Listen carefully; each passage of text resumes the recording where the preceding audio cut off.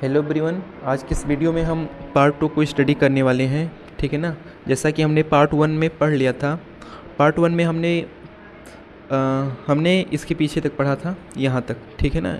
We will all go hungry this year. अब इसकी part 2 में यहाँ से हम स्टडी करेंगे और आज की इस वीडियो में हम इस स्टोरी को समाप्त कर देंगे। ठीक है ना। और इस वीडियो में जो जो वर्ड आएंगे, ठीक है ना, उसको मैं पहले उसकी मीनिंग बताऊंगा, फिर उसको एक्सप्लेन करूंगा, पूरा उसका मतलब निकालूंगा। ठीक है ना। जो कठिन वर्ड होंगे उनके मतलब बताऊंगा। तो चलिए अब वीडियो को स्टार्ट करते हैं। और जो स्टूडेंट वीडियो मतलब पार्ट 1 नहीं देखे हैं, पहले पार्ट 1 को देख लीजिए, फिर आप इस पार्ट को देखिए। ठीक है ना। चलिए स्टार्ट करते हैं अपने वीडियो को। देखिए, but in the hearts of all who lived in that solitary house in the middle of the valley। अब देखिए, हार्ट्स मतलब पता है क्या होता है, हृदय। और सोलिटरी मतलब क्या होता है, एकमात्र। और वैली मतलब क्या होता है, घाटी। और मिडिल मतलब बीच में। ठीक। देखिए, लेकिन सभी के दिलों में जो रहते थे एकमात्र घर में, और घर कहाँ था, घाटी के मध्य में था, बीच में था। ठीक। There was a single hope. देखिए, होप मतलब होता है आशा या उम्मीद। सिंगल मतलब एक या फिर एकमात्र। तो उनका या फिर उन सब के दिलों में एकमात्र उम्मीद थी, हेल्प फ्रॉम गॉड, गॉड से मदद मिलने की। Don't be so upset even though this seems like a total loss. देखिए, अपसेट मतलब होता है उदास, और सीम्स मतलब होता है प्रतीक होना, और टोटल लॉस मतलब पूरा नुकसान हो गया। दुखी मत हो, उदास मत हो, ऐसा प्रतीत होता है कि पूरा नुकसान हो गया है। ठीक है ना। रिमेंबर मतलब याद रहे या फिर याद रखना। डाई मतलब मरना, हंगर मतलब भूख। लेकिन याद रहे, कोई भी भूख से नहीं मरता है। That's what we say no one die of hunger. ऐसा लोग कहते हैं कि कोई भूख से नहीं मरता है। ऑल थ्रू डेट नाइट, उस पूरी रात। लेंचो थॉट ओनली, थॉट मतलब क्या होता है, सोचना। ठीक है ना। ओनली मतलब एकमात्र या फिर सिर्फ। वन यानी कि एक, होप मतलब आशा। यानी कि लेंचो उस पूरी रात सिर्फ एकमात्र आशा के बारे में सोचता रहा। ठीक है बच्चों, यहाँ तक कोई डाउट है तो आप बता दीजिए। और उसके आगे कहाँ पर है, whose eyes as he had been instructed see everything even what is deep in one's conscience. देखिए, कंसाइंस का मतलब होता है कि किसी के अंदर में गलत भाव या फिर अच्छा भाव हो तो उसको कंसाइंस बोलते हैं। मतलब किसी के अंदर बैड या फिर रॉन्ग हैबिट हो, ठीक है ना, या गुड हैबिट हो, उसको मतलब कंसाइंस बोलते हैं। मतलब क्या सही है क्या गलत है।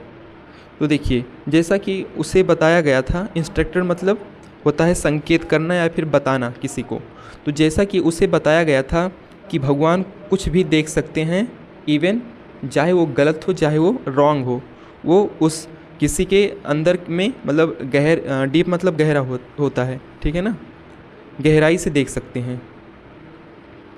Lencho was an ox of man working like an animals in fields. Ox मतलब क्या होता है, बैल होता है। और वर्किंग मतलब आप पता है काम करना।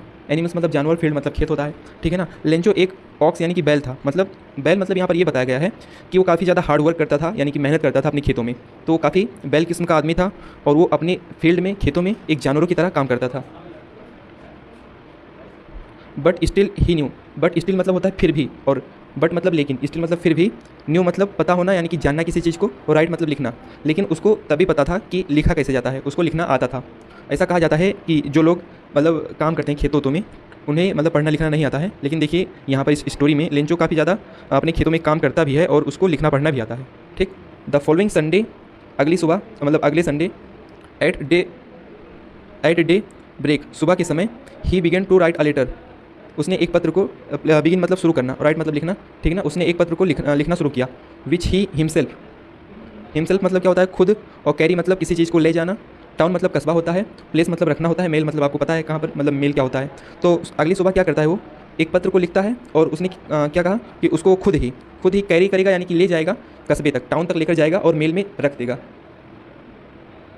इट वाज नथिंग, नथिंग मतलब होता है कुछ नहीं, लेस देन मतलब कम होना, अ लेटर टू गॉड, और वो जो लेटर था वो भगवान के पत्र के सिवा या फिर अलावा कुछ भी नहीं था।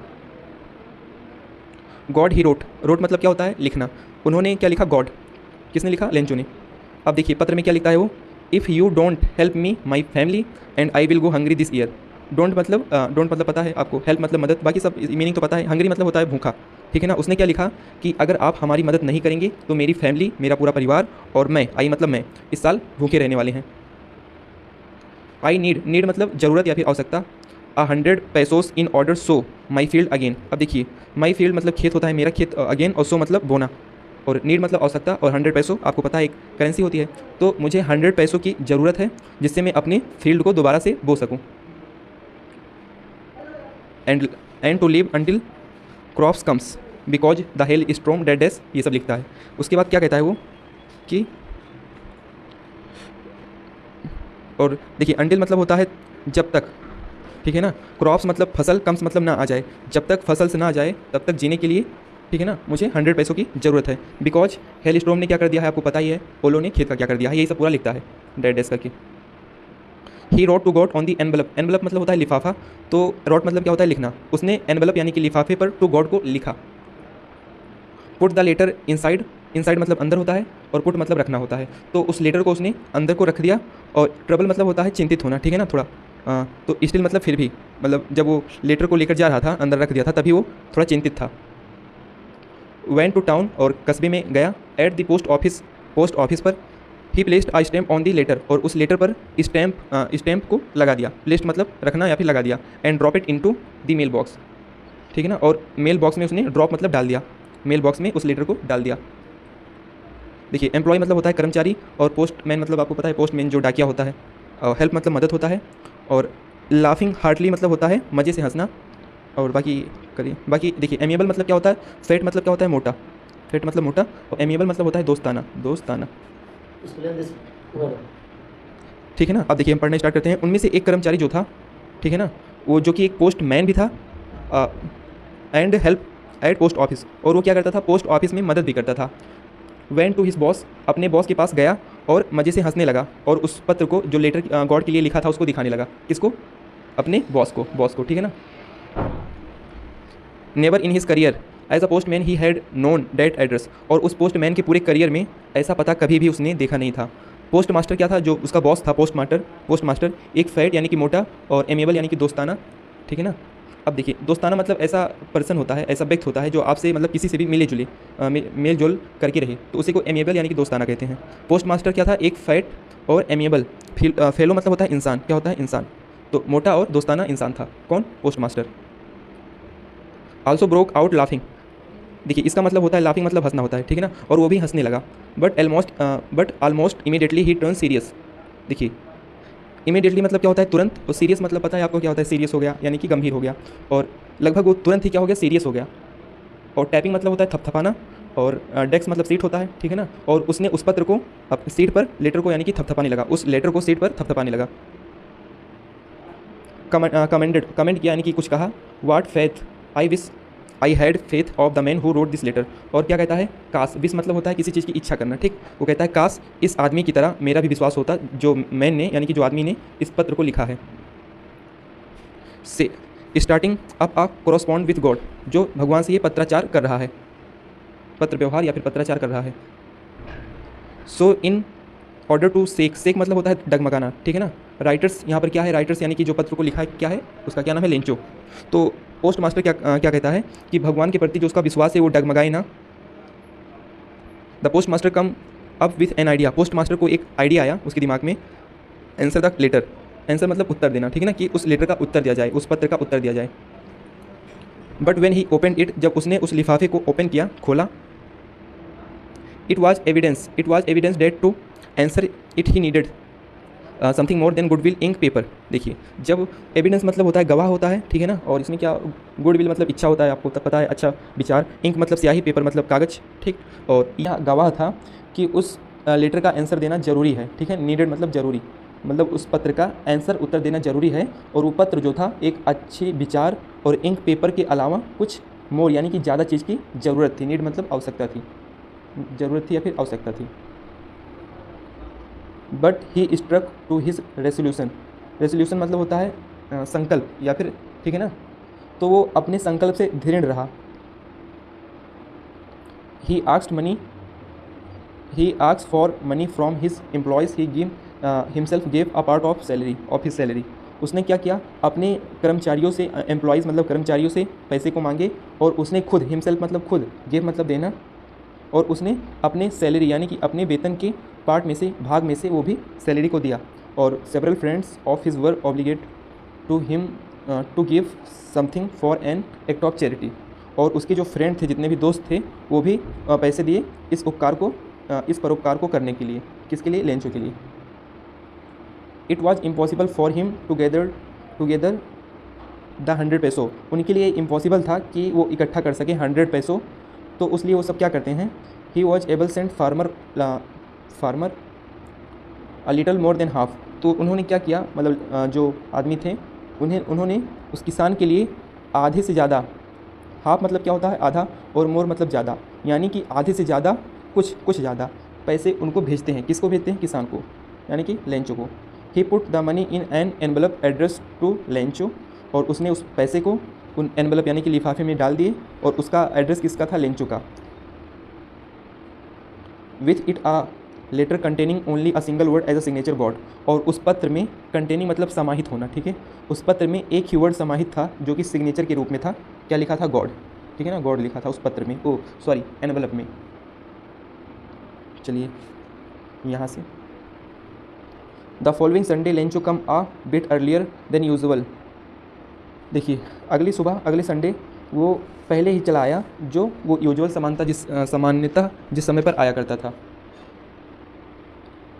To ask if there was a letter for him. और उसने पूछा क्या मेरे लिए कोई पत्र आया है। It was the postman himself who handed the letter to him while the postman experiencing the contentment of man who had perform a good deed looked on from his office. देखिए वो खुद ही पोस्टमैन था जो कि उस पत्र को उसको दिया, ठीक है ना। जबकि जो पोस्ट मास्टर था, वो पोस्ट मास्टर क्या कर रहा था, और एक्सपीरियंसिंग मतलब होता है अनुभव करना, कंटेंटमेंट मतलब होता है सेटिस्फैक्शन यानी कि संतुष्टि। क्या होता है? संतुष्ट, ठीक है ना।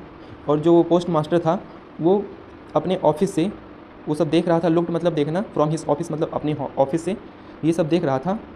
और वो क्या कर रहा था, एक अच्छा, और देखिए यहाँ पर डेट लिखा है, डेट मतलब होता है काम, गुड मतलब अच्छा, और वो अच्छा काम कर रहा था। कौन? पोस्टमैन। और ये सब काफ़ी संतुष्ट भाव से देख रहा था, एक्सपीरियंस कर रहा था अपने ऑफिस से, ठीक है ना। उस मनी को देखकर, उस पैसे को देखकर कि भी थोड़ा भी सरप्राइज नहीं हुआ, थोड़ा भी आश्चर्यचकित नहीं हुआ। सच वाज हिज कॉन्फिडेंस, ऐसा उसका विश्वास था। बट ही बिकम एंग्री, लेकिन वह गुस्सा हो गया। When he counted the money, जब उसने पैसे को गिना, काउंट किया। God could not have made a mistake, भगवान कोई एक भी गलती नहीं कर सकता है। Not could he have done it, और ना ही वो मना कर सकता है। Lencho what he had requested, क्योंकि जैसा कि लेंचो ने रिक्वेस्टेड किया था, प्रार्थना किया था, तो वो भगवान मना भी नहीं कर सकता है। Immediately Lencho went up to the window, और शीघ्र यानी कि तुरंत ही लेंचो विंडो के पास गया। To ask paper and ink, और उसने पेपर इंक मांगी। On the public writing table, और उस पब्लिक राइटिंग टेबल पर, ठीक है ना, table he started to write, और उस पब्लिक राइटिंग टेबल पर जो कि पब्लिक में था, बाहर था, उसने उस पर लिखना प्रारंभ कर दिया, स्टार्ट कर दिया। With much wrinkling of his brow. देखिए बोरो मतलब होता है बोहें, ठीक है ना। और उसने मतलब काफ़ी, मतलब बोहें को ऊपर करना यानी कि गुस्सा करना, ठीक है ना। काफ़ी गुस्से से उसने लिखना प्रारंभ कर दिया, स्टार्ट कर दिया। Cause by the effort he had make to express idea. देखिए उसने इतना एफर्ट, इतना प्रयास किया था अपनी फीलिंग और आइडिया को लिखने के लिए, और इसी के कारण वो काफ़ी ज़्यादा उदास हो जाता है, गुस्सा हो जाता है, ठीक है ना। व्हेन ही फिनिश्ड, और जब वह लिखना बंद करता है, ख़त्म करता है, he went to the window, वो खिड़की के पास गया, टू बाय अ स्टैम्प, और उसने एक स्टैम्प को खरीदा, बाय किया, विच ही लिक्ड, और उसने उस स्टैम्प को चाटा, then he and then affix to the envelope, और उसने एनवेलप पर पुट कर दिया, लगा दिया, ठीक है ना। देखिए यहाँ पर लिखा है फिक्स कर दिया, यानी कि लगा दिया उस पर, एनवेलप पर, with a blow of his first, और अपने फर्स्ट मतलब होता है मुक्का, क्या होता है मुक्का, ठीक है ना, और अपने मुक्के के प्रहार से उसने, मुक्के की प्रहार से उसमें स्टैम्प लगा दिया, किस पर, लेटर पर। The moment the letter fell into the mail box, और उस क्षण जो लेटर गिर रहा था मेल बॉक्स में, फेल यानी कि गिरना, the post master went to open it, और उसको ओपन करने के लिए गया, एंड इट सेड, और उस पत्र में देखिए यहाँ पर लिखा था इट सेड मतलब कहना, और गॉड मतलब वो लेटर में जो लिखा था वही चीज़ इसमें अब आगे लिखा है, यहाँ से लेकर यहाँ तक क्या लिखा है, of the money that I asked for, जितना पैसा मैंने मांगा था, ओनली 70 पैसों रीच मी, मुझे 70 पैसों ही मिले हैं, सेंड मी द रेस्ट, और जो बाकी रेस्ट यानी कि बचे हुए हैं उसको भी मुझे भेजिए, since I need it very much, क्योंकि मुझे इसकी बहुत ज़्यादा ज़रूरत है, आवश्यकता है, but don't send it to me through the mail, लेकिन इस पैसे को मेल के थ्रू मत भेजना, क्योंकि जो पोस्ट ऑफिस के कर्मचारी हैं वो बंच ऑफ क्रूक मतलब होता है ठगों की टोली, वो ठगों की टोली है, यानी कि वो ठग हैं।